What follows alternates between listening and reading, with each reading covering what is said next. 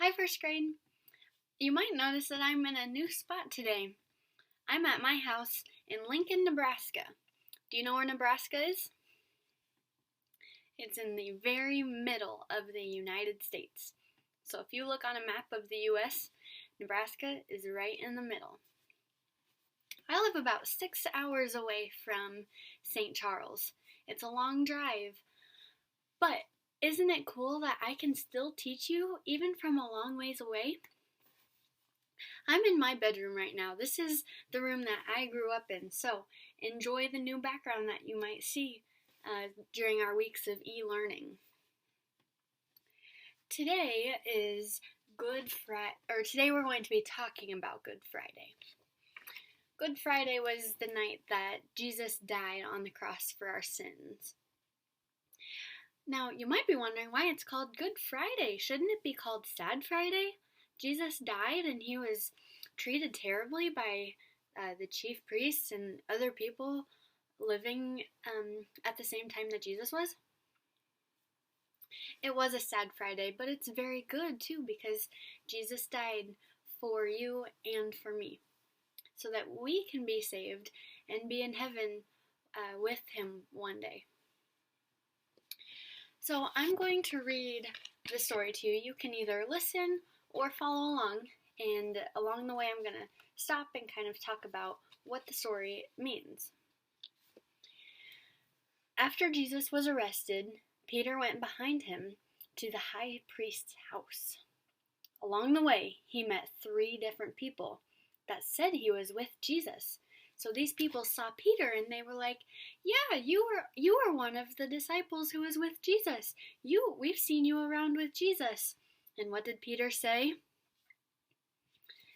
He said, "I do not know who you are talking about." Just like Jesus said Peter would do, Peter denied Jesus 3 times. The 3rd time he spoke, the rooster crowed. Peter cried.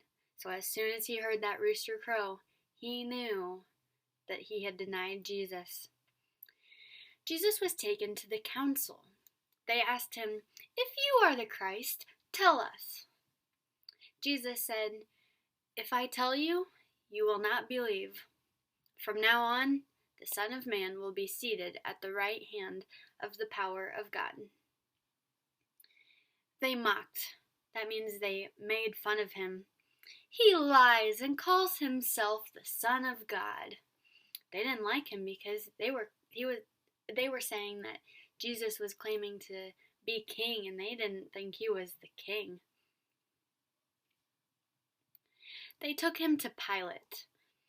He found no guilt. So when they took him to Pilate, Pilate said, "There's nothing wrong with Jesus. He has not done anything wrong. He is not guilty of doing anything." The chief priests wanted to find guilt. They wanted to find something that Jesus had done wrong. So Pilate sent to Herod because he was born in Bethlehem of Galilee. So Herod was another king who they sent Jesus to because Jesus was born in Bethlehem and Herod was king at Bethlehem, or in Galilee where Bethlehem is. So Herod's soldier mocked him. They dressed him as a king. They wrapped him in a purple robe and they treated him as if he were the king and made fun of him. And after they had mocked him and put the robe on and they put a crown of thorns on his head until it was very painful until he bled, they sent him back to Pilate. Pilate said he would punish and release him. But the only reason that he would put him in jail was if someone else was brought out of jail. So Pilate said, "Would you rather me arrest Jesus and put him in jail or release Barabbas?" And Barabbas was a very, very bad criminal. He did a lot of bad things. And the crowd shouted, "Release Barabbas!" Over and over they said, "Release Barabbas!" And they would rather have had the mean criminal released from jail and put Jesus and capture Jesus, really keep him in jail, even though he did nothing wrong.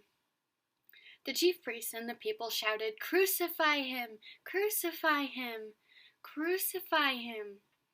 Because the crowd was so angry, he gave them Jesus to kill as they wanted.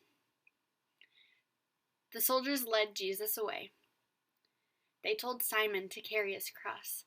Jesus started off carrying his own cross after he had been beaten and was bleeding from the crown of thorns, and he had lots of cuts on his body from the way that he was hurt by the people. And after he had been beaten and just in pain, they made him carry his cross too. But that was too much pain for Jesus. So then Simon carried his cross, Simon, another disciple. A great crowd followed them. 2 other criminals were also crucified with him. Jesus said, "Father, forgive them. They do not know what they are doing." The soldiers were playing games to see who would get Jesus' clothes, and that was called casting lots with dice. The priest shouted, "He saved others. Let him save himself if he is God." The soldiers gave him bitter wine. One of the criminals asked Jesus to remember him, and Jesus told him he would be with him in heaven. Darkness came over the land, and Jesus took his last breath.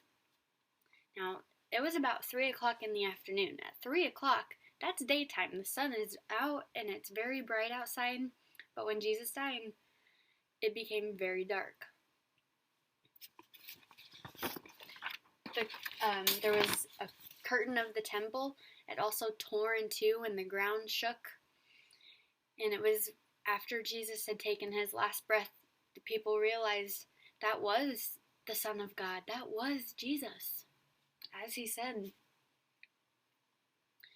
But we know that the story does not end there. We're going to talk about how Jesus was buried, and then 3 days later, he rose.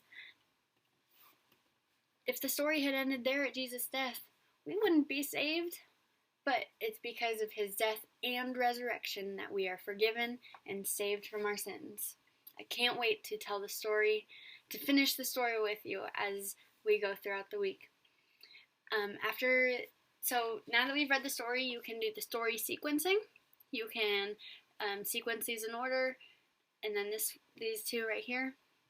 And then you can write your own sequence, your sentences for someone else to sequence. Can't wait to finish out the rest of the Easter story with you.